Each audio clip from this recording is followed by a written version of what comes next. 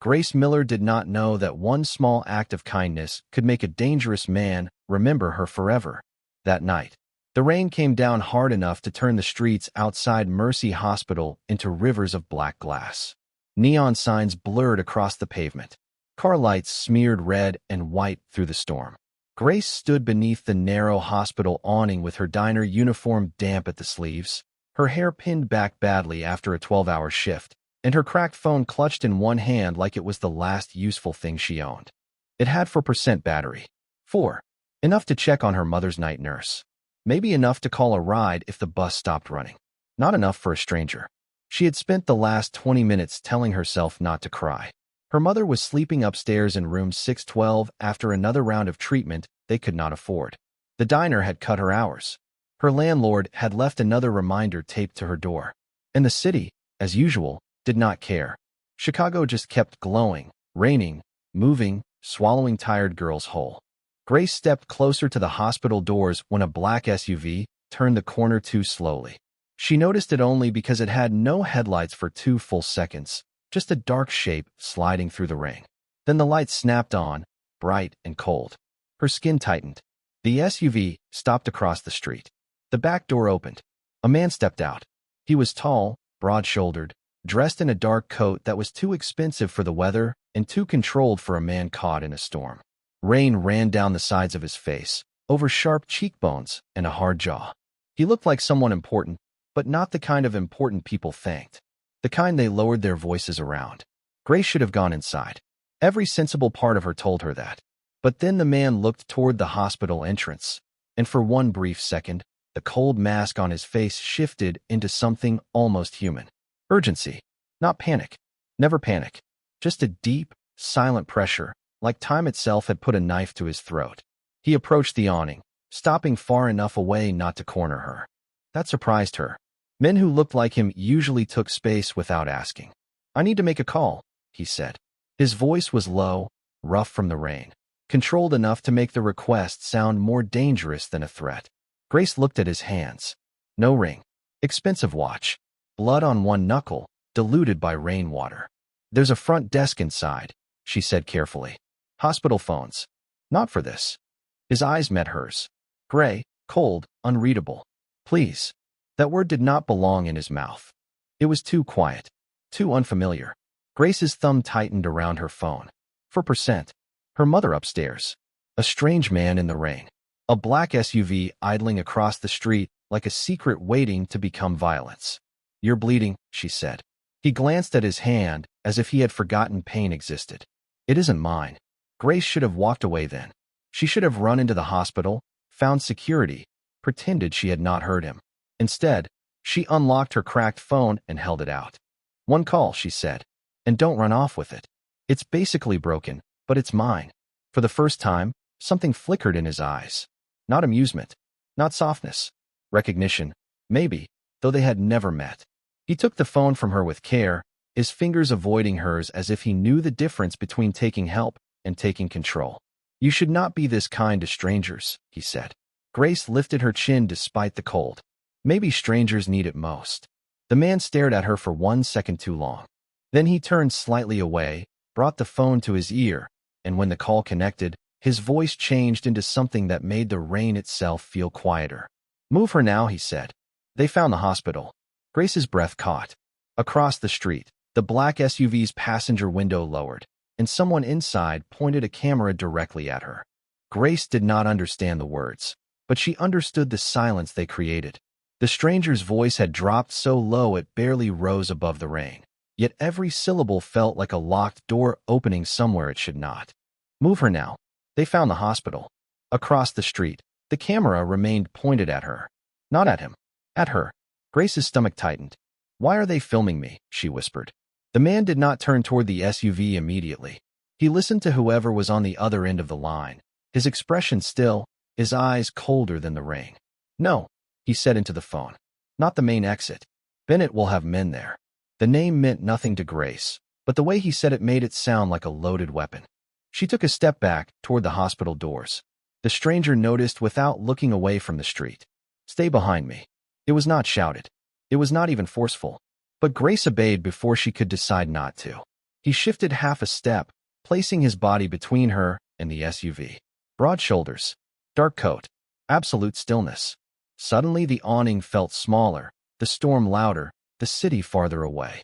"I don't know you," Grace said, her voice thin. "Good," he said. "Keep it that way." The passenger window of the SUV rolled up. The vehicle pulled away slowly, tires hissing through the water. Grace watched it disappear around the corner, but the fear did not leave with it. Fear had already learned her name, even if she did not know its face yet. The stranger ended the call and looked down at her cracked phone. The screen flickered at 1%. For a moment, he stared at it like it was something fragile and impossible. Then he returned it with the same careful distance he had used when taking it. "Delete the call from your recent list," he said. Grace blinked. "What? Delete it? Then forget this happened." That's not how memory works. Something moved in his eyes. A brief flicker, almost admiration, gone too quickly to trust. Tonight, it needs to. Grace looked at the phone in her hand. Her fingers were damp, shaking slightly. "Who are you?" He did not answer. Behind him, another black car pulled up, sleeker than the first. Two men stepped out, both in dark suits, both scanning the street before they even looked at him. Not friends, not coworkers. Men trained to move when he breathed. Grace's heart dropped. "You're not police," she said. "No, then what are you?" He looked at her then, really looked at her, as if trying to decide whether a kind woman in a wet diner uniform was a liability, a witness, or something far more dangerous to his self-control. Someone you should never have helped. One of the men approached. "Mr. Hale, we need to move." "Hale." Grace caught the name before the stranger's eyes cut sharply toward his man. The man went silent. Mr. Hale stepped closer to Grace, close enough that she could see rain caught on his lashes, close enough that his voice could belong only to her. "Do not repeat what you heard.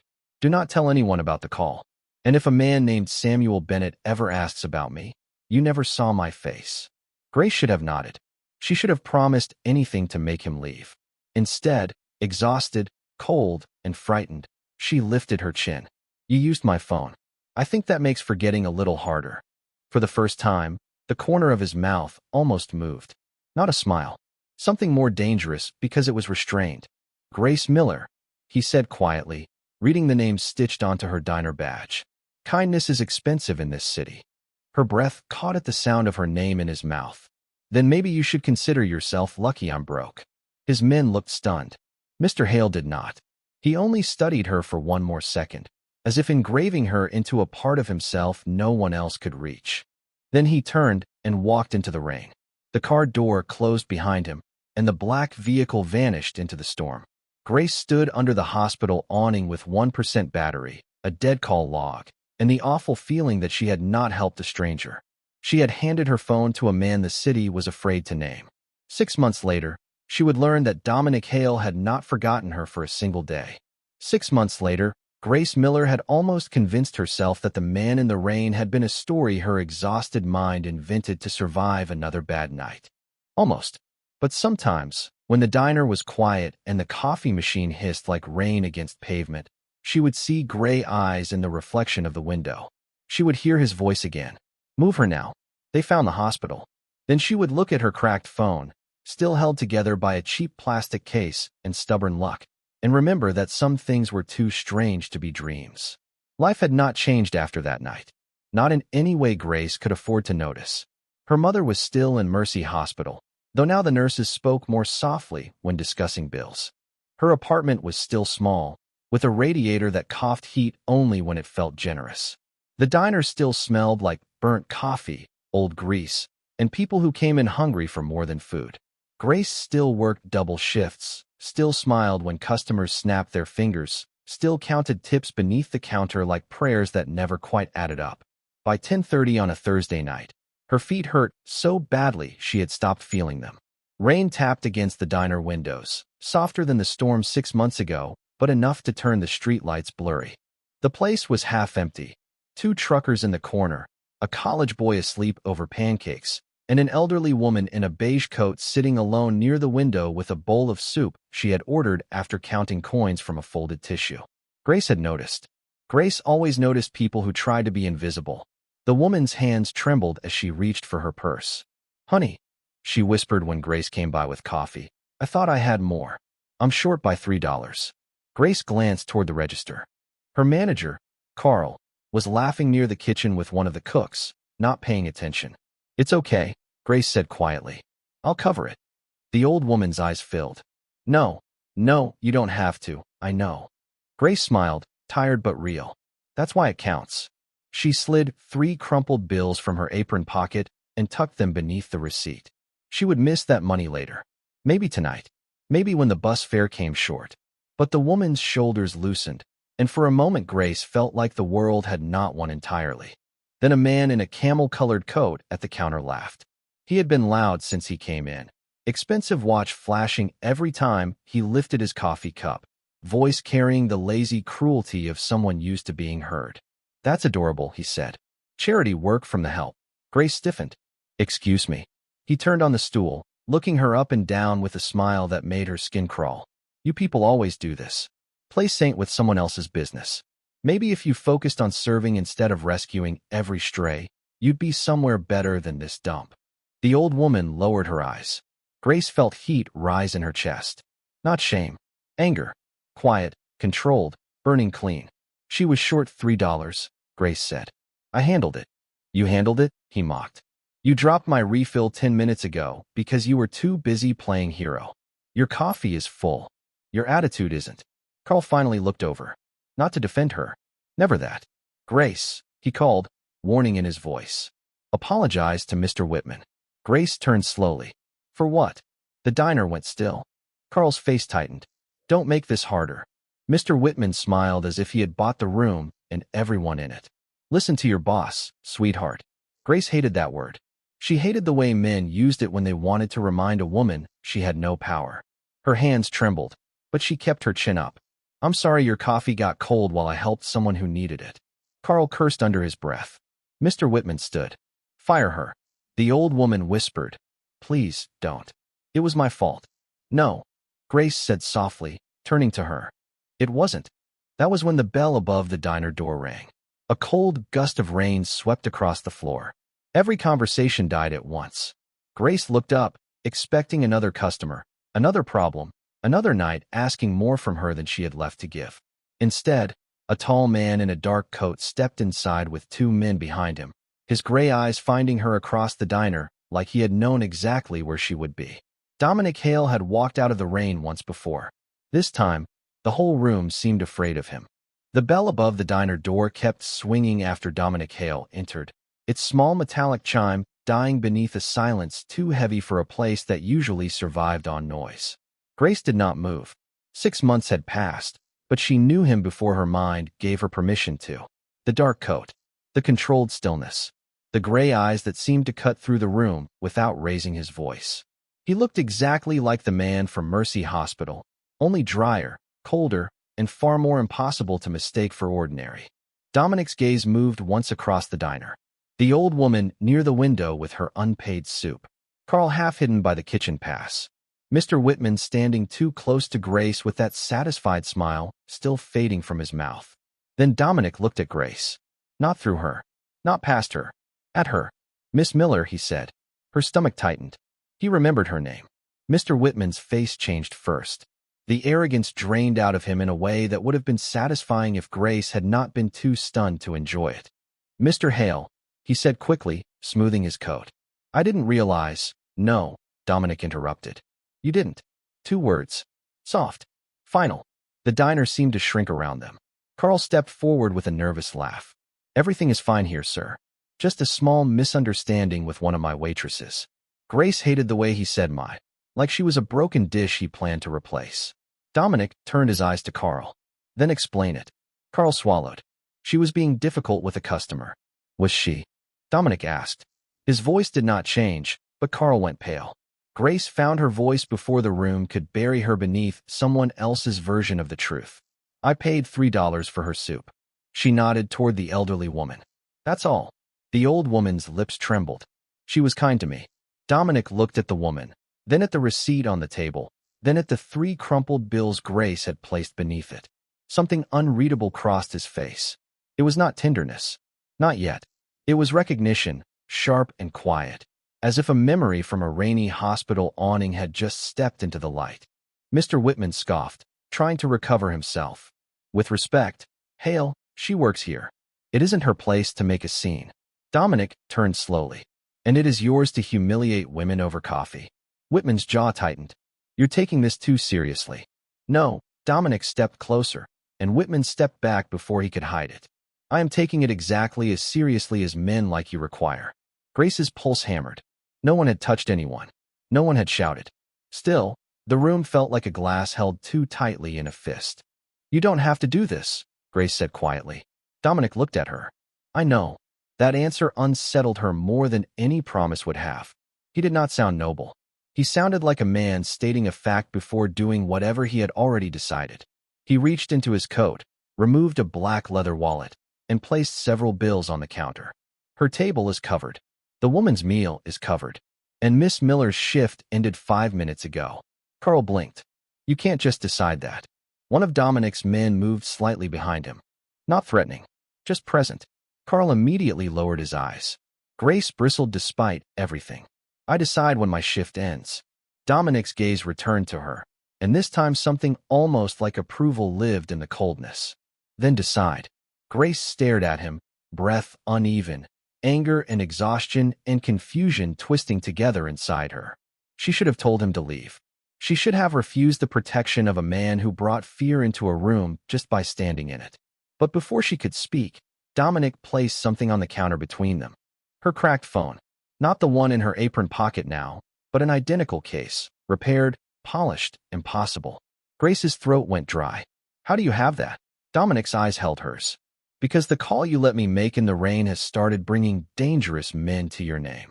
Grace stared at the phone on the counter as if it had crawled out of a grave. Same cheap clear case. Same faded sticker beneath the plastic. Same spiderweb crack across the lower corner of the screen. But her real phone was still heavy in her apron pocket, warm from her body, full of unpaid reminders and hospital messages and photos of her mother smiling before sickness thinned her face. That isn't mine, she said slowly. Dominic Hale's eyes did not leave hers. No, then what is it? A warning. The diner remained too quiet. Mr. Whitman had stopped pretending he was brave. Carl looked like he wanted to disappear into the kitchen wall. The elderly woman near the window clutched her purse with both hands, watching Dominic as if she understood danger better than anyone else in the room. Grace reached for the fake phone, but Dominic's hand covered it first, not grabbing her, not touching her, blocking the object like it might bite. Don't turn it on. Her pulse jumped. You brought a dangerous phone into my workplace. I brought proof that dangerous men already know where you work. Grace's anger rose because fear had nowhere else to go. Because of you. A flicker passed through his face. Not denial. Not guilt exactly. Something colder, like acceptance carved into stone. Yes. The honesty unsettled her. Men like him were supposed to lie smoothly, not hand her the truth like a blade, and let her decide whether to cut him with it. 6 months ago, he continued, I used your phone outside Mercy Hospital. I made a call I could not make from mine. Samuel Bennett has been looking for the source ever since. Grace swallowed. I didn't hear anything. You heard enough. I don't even know what it meant. He doesn't care. Dominic finally lifted his hand from the fake phone. Bennett's men copied your case from security footage. They made a duplicate device with your number written into its system.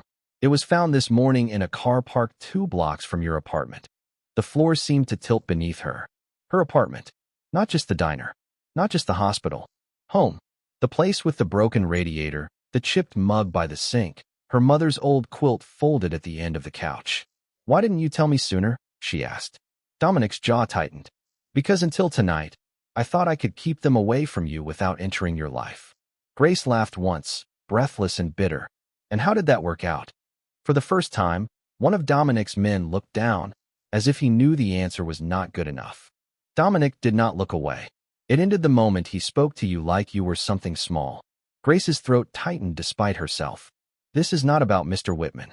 No, Dominic said.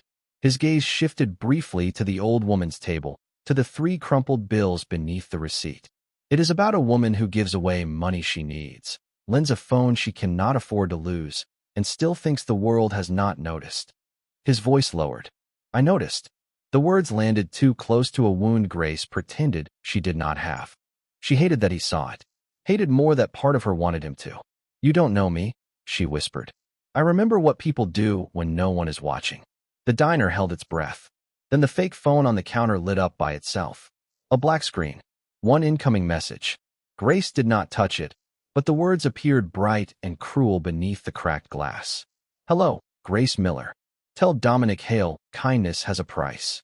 The message on the fake phone sat there like a blade laid gently on the counter. "Hello, Grace Miller. Tell Dominic Hale kindness has a price." Grace felt every person in the diner staring at her, but the room seemed to lose sound around the edges. The coffee machine hissed. Rain tapped the windows. Somewhere behind her, Carl whispered a curse. Dominic did not move for 2 seconds. That was worse than panic. Men like him did not freeze because they were afraid. They went still because every violent possibility had entered the room at once, and he was choosing which one to kill first. "Out," he said. One word. His 2 men moved immediately, calm and practiced, guiding the truckers, the college boy, Carl, Mr. Whitman, and the elderly woman toward the back exit. No one argued. Even Whitman, who had been brave when his opponent was a tired waitress, suddenly remembered the value of silence. Grace stayed where she was. "I said out," Dominic repeated without looking away from the phone. "I heard you." Her voice shook, but she did not move. "I'm not furniture you can order around." That made his eyes lift to hers. Cold. Sharp. But beneath the control, there was something else now. Worry, tightly chained. "This is not pride, Grace. This is survival." "Then tell me what I'm surviving." The fake phone buzzed again. Dominic's hand came down over it before the screen could fully light, but Grace saw enough. A photo. Her apartment building. Front entrance. Taken from across the street. The air left her lungs. No, Dominic turned the phone face down. "Marco, secure her apartment." Quiet. No sirens. One of his men nodded and stepped away with his own phone already at his ear. Grace grabbed the edge of the counter to stay upright. "They know where I live." "Yes." "Because I let you use my phone." "Yes." Again, the truth. Brutal. Unhidden. She hated him for giving it to her cleanly when lies would have been easier to reject. "Why?" she demanded. "Why would one phone call matter 6 months later?" Dominic looked toward the rain-streaked window, as if seeing Mercy Hospital through time. Because that night, a 17-year-old girl was being moved out of Mercy before Bennett's men could take her. Grace went cold. A girl? She witnessed something Bennett paid half the city to bury. "I had people protecting her. Someone leaked the hospital location. And you used my phone to warn them." "Yes." "So Bennett thinks I know where she went." Dominic's silence answered before he did. "He thinks your phone may have recorded more than it should have." Grace shook her head. "It didn't. I didn't record anything." "You don't know that." He nodded toward her apron pocket. "Your real phone." Grace instinctively covered it with her hand. Dominic's expression tightened, but he did not reach for her. "I need to see it." "No, Grace. No. You don't get to walk back into my life with danger behind you, and then take the only thing that proves this life is mine." Something in his jaw shifted. "I am trying to keep you alive. Then try telling me before taking." The words struck between them harder than they should have.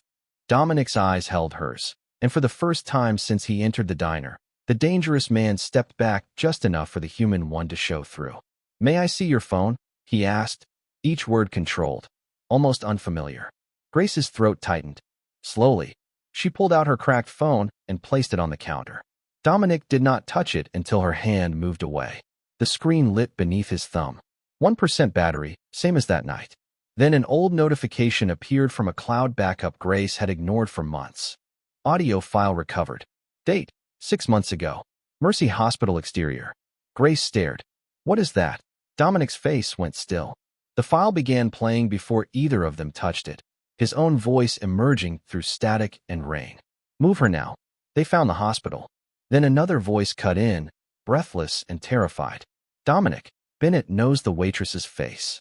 The voice on Grace's phone turned the diner into something colder than fear. "Dominic, Bennett knows the waitress's face." Grace stared at the screen until the old recording ended, leaving only static and rain in its place. 6 months of ordinary suffering suddenly looked different, as if danger had been standing behind every bus stop, every late shift, every hospital visit, waiting for her to notice. Dominic was the first to move. He turned off the phone, not with panic, but with a control that made panic unnecessary. You are leaving with me. Grace looked up slowly. That sounded like an order. It was. Then try again. His eyes sharpened. One of his men glanced away, as if no one spoke to Dominic Hale like that, and remained standing this close to him. But Dominic did not explode. He did not grab her arm. He did not raise his voice. He simply looked at her, rain sliding down the diner windows behind him, and forced the words through his teeth like restraint had weight. Bennett has your face, your apartment, your workplace, and possibly your mother's hospital records. I am asking you to leave with me before he turns one of those into leverage. Grace's anger faltered at the mention of her mother. What does he want? The audio file. Then take it. He will still want you. The answer was too quick, too certain. Grace hated how much sense it made. Men like Samuel Bennett did not chase proof only to spare the person attached to it. Dominic stepped closer, stopping before the distance became a threat. There is a hospital fundraiser tonight at the Langford Hotel. Bennett will be there. So will half the people who pretend they do not work for him. Grace laughed without humor. And you want to bring me to a room full of them? I want them to see you standing beside me.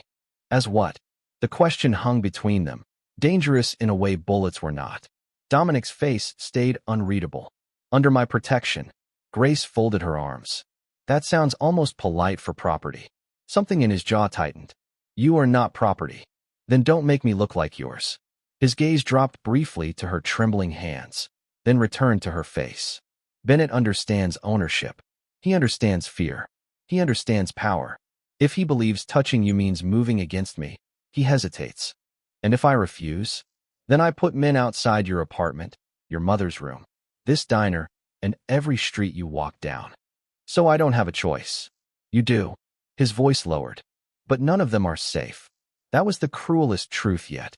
2 hours later, Grace stood in front of the mirror in a private suite at the Langford Hotel, wearing a simple black dress Dominic's assistant had brought without asking her size twice.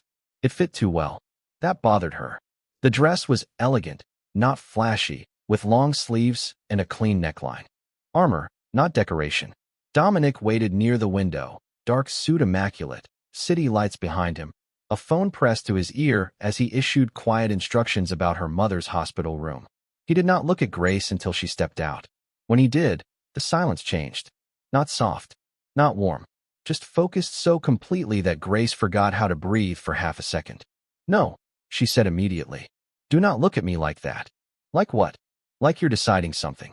Dominic put his phone away. I decided something 6 months ago. Grace's pulse betrayed her. What? He walked toward her, slow enough to let her step back if she wanted. She did not. That the woman who lent a stranger her dying phone in the rain was either reckless or rare. And now, his eyes held hers. Now I know she is both. Downstairs, the gala glittered beneath chandeliers and practiced smiles. Grace entered beside Dominic, not holding his arm until he offered it without touching her first. She chose to take it. Cameras flashed. Conversations thinned. Men in expensive suits looked at Dominic with fear and at Grace with curiosity sharpened into judgment. Then Samuel Bennett turned from the bar, silver-haired, polished, smiling like cruelty had manners. His eyes landed on Grace. Dominic, he said smoothly, you brought the waitress. Dominic's voice was calm enough to freeze the room. I brought the woman you have been looking for. Bennett smiled wider, and Grace's phone vibrated in her clutch with a new message from Mercy Hospital. Room 612 has been moved. Grace read the message once, then again, and the world narrowed until the gala became only light, noise, and the terrible weight of 4 words. Room 612 has been moved. Her mother's room. Her mother's bed. Her mother, who slept with a rosary under her pillow and hated being touched by strangers. Grace's hand tightened around her clutch so hard the metal clasp bit into her palm. Dominic saw the change before she could hide it. What is it? She handed him the phone. His face did not change when he read the message, but the air around him did. It sharpened, darkened. His hand closed over the phone with controlled violence, and 2 of his men stepped closer without being called. Bennett watched from across the polished marble floor, a drink in his hand, smiling like a man admiring expensive art. Interesting news? He asked. Dominic's voice was low. Marco, Mercy Hospital. Her mother. Now. His man moved instantly. Grace grabbed Dominic's sleeve before he could issue another order. No. He looked down at her hand, then at her face. Grace. No. Do not send everyone running while he stands here smiling. Your mother may be in danger. That is why I'm still standing. The words shook, but they did not break. Dominic stared at her, and for 1 second she saw the war inside him. The man who wanted to remove her from the room, lock every door between her and the world, and burn through anyone who came close. And the man who had learned, painfully, that protecting her could not mean erasing her choices. Bennett approached them slowly, polished and calm. I hope Mercy is treating your family well, Miss Miller. Their private wing does excellent work. Grace's stomach turned. She had never told him her mother was at Mercy. Dominic moved half a step forward, but Grace moved with him, staying beside him, not behind him. You sent the message, she said. Bennett raised his brows. What message? Grace lifted her phone. The one about room 612. A tiny shift crossed Bennett's face. Not fear. Satisfaction. He had wanted her to say it. He wanted her scared in public. Hospitals move patients all the time, he said lightly. Especially when bills become complicated. Dominic's eyes went murderous. Say one more word about her mother. Bennett smiled. You always were predictable when you found something breakable. Grace's fear became cold. Clear. She looked past Bennett at the charity banner behind him. Bennett Foundation Emergency Patient Transport. Suddenly the pieces aligned. The fundraiser, Mercy Hospital, the private wing, the message. You don't just donate to Mercy, she whispered. You control transfers. Bennett's smile thinned. Dominic turned his head slightly toward her. Grace. She opened the recovered audio file on her phone and set it to duplicate automatically to the cloud. Then she pressed record, lowered the phone into her clutch, and stepped closer to Bennett before Dominic could stop her. You want the audio, she said, and you want me scared enough to hand it over. Bennett leaned in, voice smooth and cruel. I want you to understand that kindness is only beautiful when it stays quiet.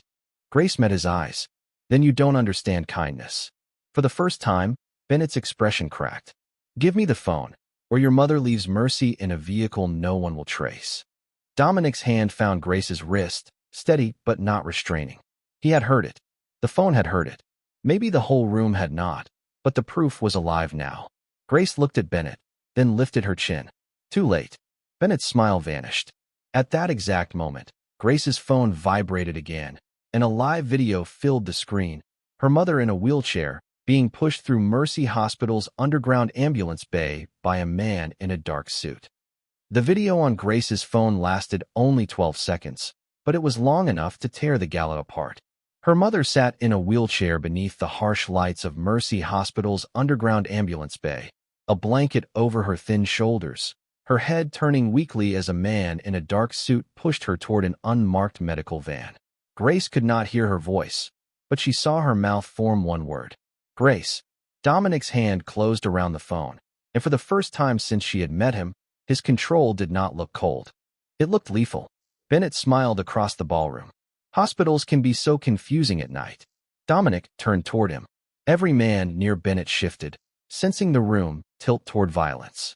But Grace stepped in front of Dominic before he could move. Her voice shook, but her eyes did not. You threatened my mother on record. Bennett's smile sharpened. Did I? Grace lifted her clutch. You wanted the audio file. Now you're in one. A ripple moved through the nearest guests. Phones rose. Whispers spread like fire under silk. Bennett's eyes flicked from Grace to Dominic, and for the first time his polished calm showed a crack. Dominic looked at Grace, not with surprise, but with something darker and deeper. Respect. Then he made the choice Bennett had designed the trap to force. He did not stay for the deal. He did not protect his reputation. He did not preserve the careful public battlefield. He took Grace's hand, and the entire room watched the most dangerous man in Chicago walk away from power because a waitress's mother was in danger. Outside, rain hammered against the hotel entrance. Dominic's car was already waiting. Grace slid into the back seat beside him, phone clutched in both hands. If giving him the file gets her back, no, Dominic. No. His voice was iron, but his hand found hers between them, steadying without trapping. He will not give her back because you surrender. He will give her back when he understands there is no door left open to him. This is my mother, Grace whispered. Dominic looked at her then, city lights flashing over his face in broken silver.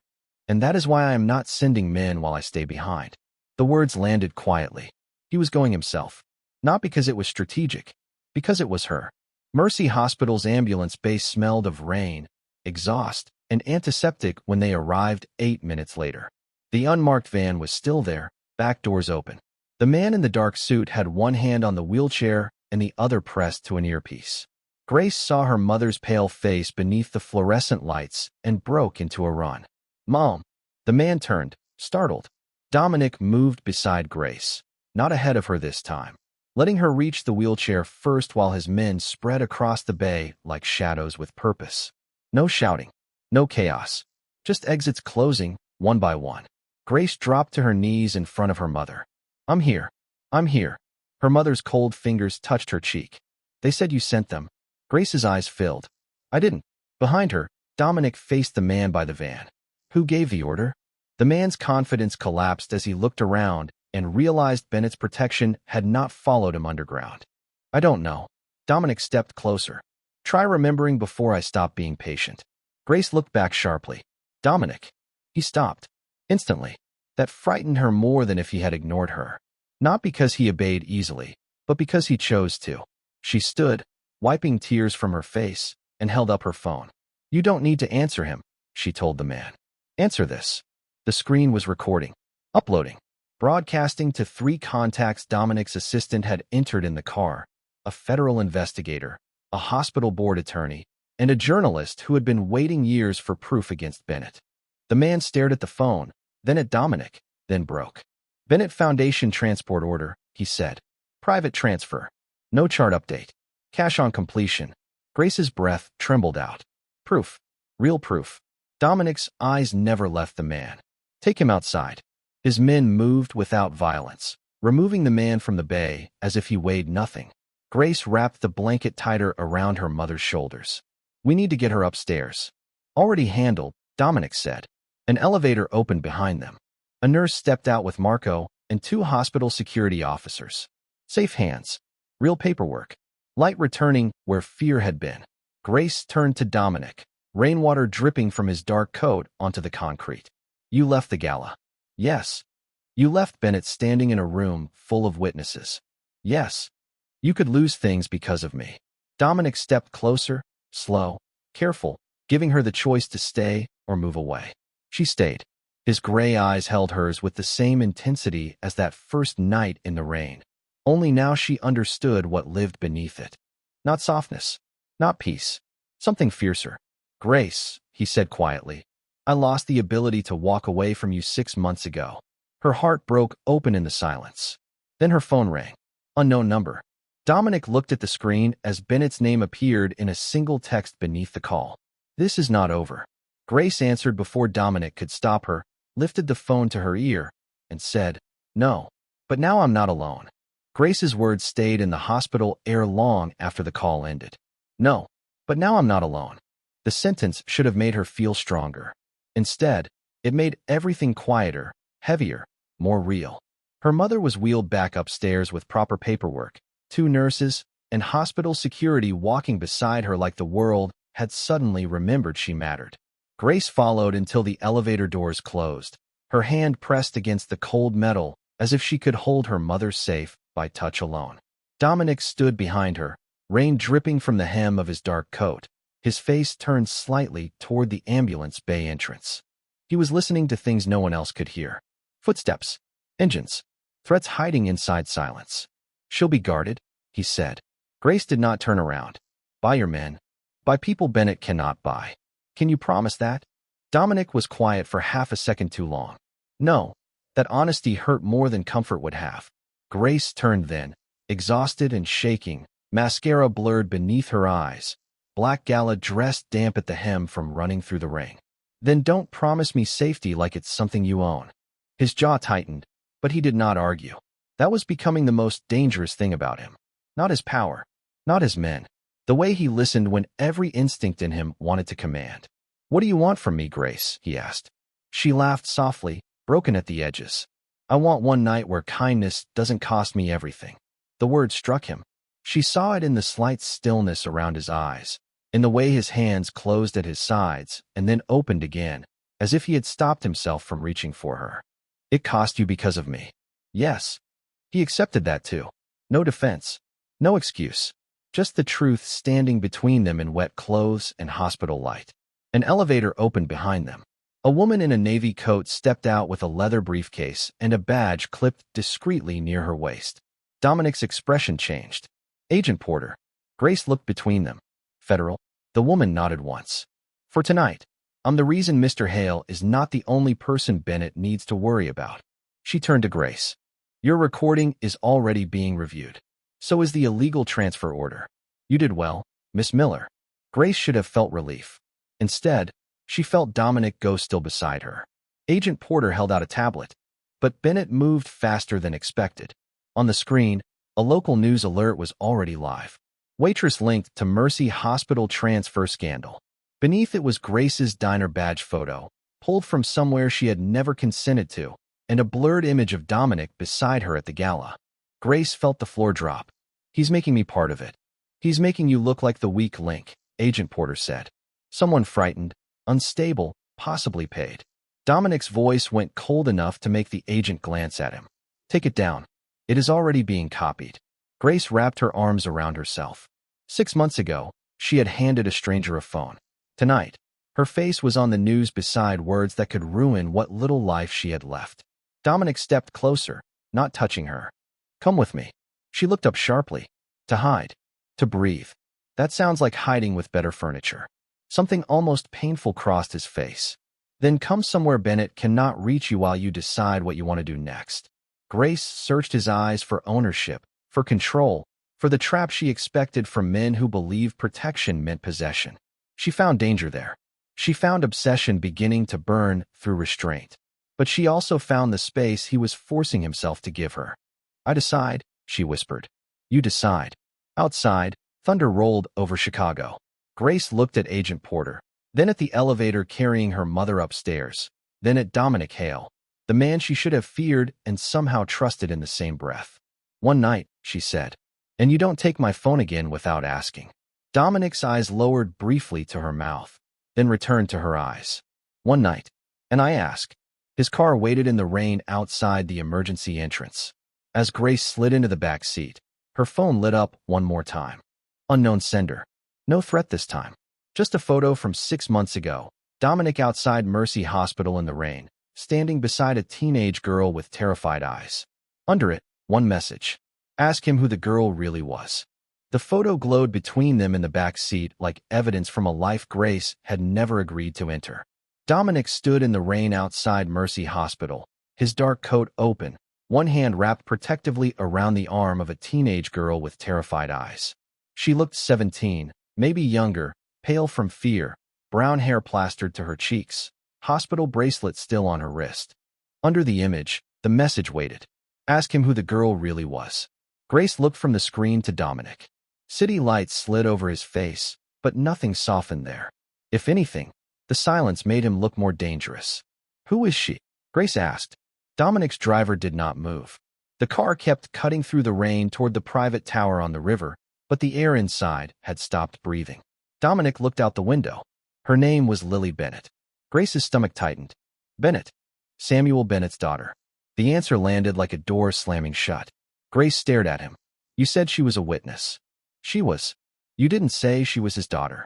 Dominic turned back to her then, gray eyes hard, guarded, almost punishing in their restraint. Because every person who knew that became a target. Grace's fingers curled around her phone. Including me? You became a target the moment Bennett learned your face. And you decided I didn't need the truth? I decided you needed to stay alive long enough to hear it. The car slowed beneath the black glass entrance of Dominic's building. 2 men in dark coats waited under the awning, scanning the street before the door even opened. Dominic stepped out first, then turned and offered his hand. He did not grab, did not command, just waited in the rain, letting the choice hurt them both. Grace looked at his hand, then at his face, and took it because fear was not the same as surrender. Inside, the lobby was quiet marble and midnight light. No one looked directly at Dominic.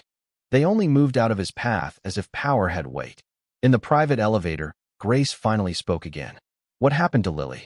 Dominic's hand tightened around nothing at his side. She found out what her father was doing through the hospital foundation. Illegal transfers. Missing patients. Girls moved under charity paperwork and erased from the system. She tried to give the records to me because she believed I was the only man Bennett feared enough not to buy. Grace went cold. And were you? Dominic's reflection met hers in the elevator doors. I was worse. The elevator opened into a penthouse that looked less like a home than a fortress pretending to be beautiful. Floor-to-ceiling windows. Dark wood. City lights. Men positioned where shadows should have been. Dominic led her to a quiet room with a locked door and set a tablet on the table. The same photo appeared, then another. Lily sitting beside Grace's mother in Mercy's oncology wing, both smiling faintly over a paper cup of soup. Grace stopped breathing. No, Dominic's voice dropped. Your mother volunteered in the patient library before she got too sick. Lily trusted her. Grace's eyes burned. My mother knew her? Yes. Then Bennett didn't move my mother just to scare me. Dominic said nothing. He didn't have to. The truth opened by itself, ugly and precise. Bennett thought Grace's mother might remember something. Might have been given something. Might be another living piece of proof. Grace backed away from the table. Why didn't she tell me? Because Lily begged her not to. Grace shook her head, tears rising from anger more than grief. You keep doing that. You keep handing me pieces after they cut me. Dominic stepped closer, then stopped before reaching her. I am trying not to make you carry the whole blade at once. That isn't your choice. His eyes held hers. No, it isn't. The quiet admission broke something in the room. Then Grace's phone rang again. This time, the caller ID was Mercy Hospital. She answered with shaking fingers. Her mother's voice came through thin, frightened, and awake. Grace, she whispered. The girl left something with me. And Bennett knows where I hid it. Grace did not put the call on speaker. She did not need to. Dominic heard the fear in her face before he heard a single word.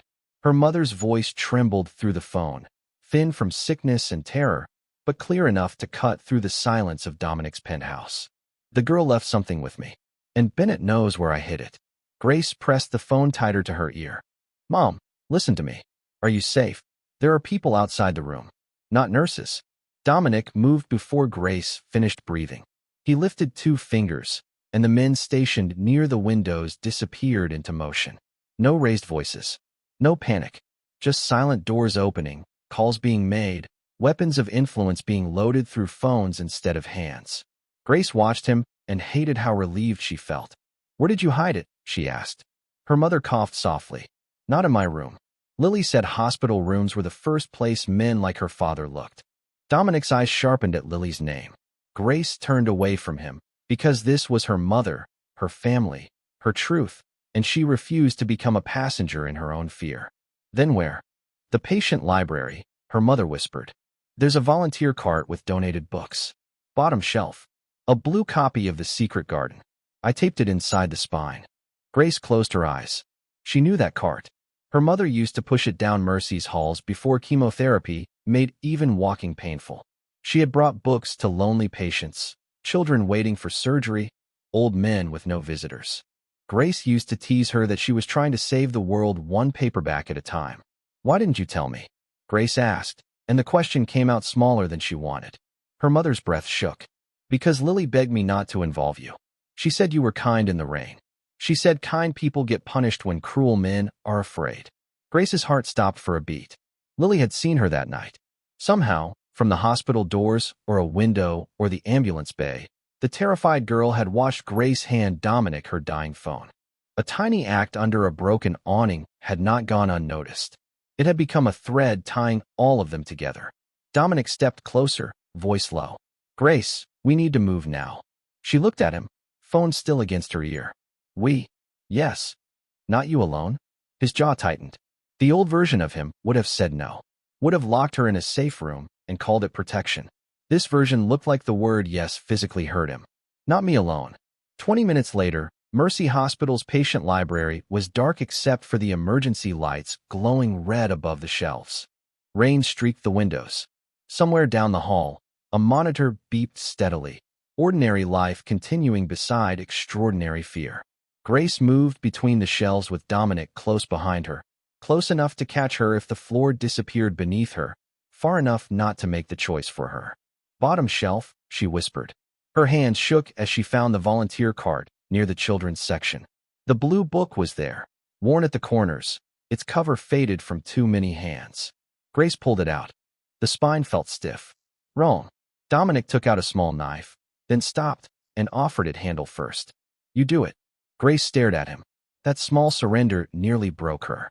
She cut the tape along the inside of the spine and pulled free a thin black drive wrapped in a hospital visitor sticker. Under it was a folded note in teenage handwriting.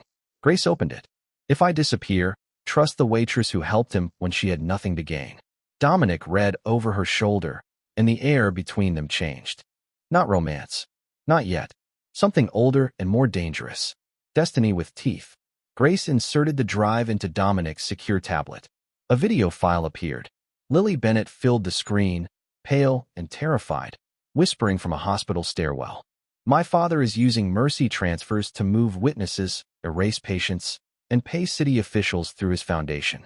The records are on this drive. But if Dominic Hale is watching this, then listen carefully. The video flickered. Lily looked straight into the camera. The leak was never Bennett. It was someone inside your own house. Dominic went absolutely still. Behind them, the library door clicked shut. Grace turned. Through the glass, Marco stood in the hallway, expression unreadable, a phone pressed to his ear. Then Grace's phone vibrated with a message from Bennett. Kindness found the truth. Now let's see if love can survive it. Dominic stared through the library glass at Marco, and the silence that followed was more terrifying than rage. Grace had seen men get angry before. Loud men. Careless men. Men who filled rooms with threats because they had nothing else. Dominic Hale did not need noise. His stillness carried consequence. Open the door, he said. Marco's hand tightened around the phone at his ear. His face was pale beneath the hospital lights. I'm sorry, boss. Grace felt the words hit Dominic like a bullet no one heard. Behind them, Lily Bennett's video stayed frozen on the tablet, her terrified face lit by the screen. The leak was never Bennett. It was someone inside your own house. Dominic stepped toward the door. Marco. One name. One warning. Marco's eyes flicked to Grace, then to the hallway behind him. He has my sister. The rage in Dominic's face did not disappear. It changed direction. Grace understood then. Bennett had not only planted betrayal. He had planted pain where loyalty used to live. Her phone buzzed again. Bennett's message appeared beneath the last one. Delete the drive, or Marco's sister and Grace's mother disappear before dawn. Grace's hands shook, but she picked up the tablet. No, Dominic turned. Grace. No, she repeated, stronger this time. He keeps winning because everyone trades truth for one more person they love. Your mother is involved. I know. Her voice broke, then hardened again. That's why I'm not giving him the only thing that can stop this. Dominic looked at her as if she had become something dangerous in her own right. Not because she held a weapon, because she refused to surrender the truth. Grace connected her phone to the tablet with trembling fingers. The audio file. Lily's video. The transfer orders. The Bennett Foundation payments. Everything began uploading to the 3 contacts Agent Porter had entered earlier. Federal investigator. Hospital board attorney. Journalist. Progress crawled across the screen. 20%. 30. In the hall, Marco lowered his phone. His eyes were wet. He said if I didn't lock you in, he'd send the address. Dominic's voice was low. You should have come to me. Marco laughed once, broken. Men like us don't ask for help. Dominic's eyes moved to Grace. Something passed between them, quiet and irreversible. We learn, he said. Then the hallway lights went red. Emergency lockdown. Footsteps thundered beyond the library doors. Bennett's men, or hospital security, or both. Dominic reached for the door handle, but Grace caught his wrist. Don't become him. He looked down at her hand on him, then at her face. For one brutal second, she saw the man he could be if she let the world take him back. Then he stopped. He stepped away from the door and lifted his phone instead. Porter. Now. The next 3 minutes unfolded like a storm breaking behind glass. Agent Porter's people came from one side of the hall. Dominic's men came from the other. Marco opened the door from outside with shaking hands and dropped to his knees before Dominic could speak. No blood. No shouting. Just Bennett's men forced against the wall, phones seized, hospital transport badges taken. The machinery of cruelty finally dragged into light. The upload reached 100%. Grace exhaled like she had been holding her breath for 6 months. At dawn, Bennett's face was on every news station in Chicago. Mercy suspended its foundation contracts. Federal agents sealed offices. Lily Bennett's name returned to the world as a witness instead of a ghost. Grace's mother slept safely upstairs with fresh guards outside her room, real ones this time. Grace stood under the same hospital awning where everything had begun, rain soft against the pavement. Dominic came to stand beside her, holding out her cracked phone. "I asked before taking it," he said. Grace looked at him, tired, bruised by fear, but still standing. "You remembered." His gray eyes held hers. "I remember everything about that night. I only let a stranger use my phone." No, his voice was quiet, rough, honest. "You reminded a man like me that kindness can survive in the rain." Grace's throat tightened. "And what happens now?" Dominic did not touch her until she chose to step closer. "Now you decide." For the first time, protection did not feel like a cage. It felt like someone standing beside her while the storm passed.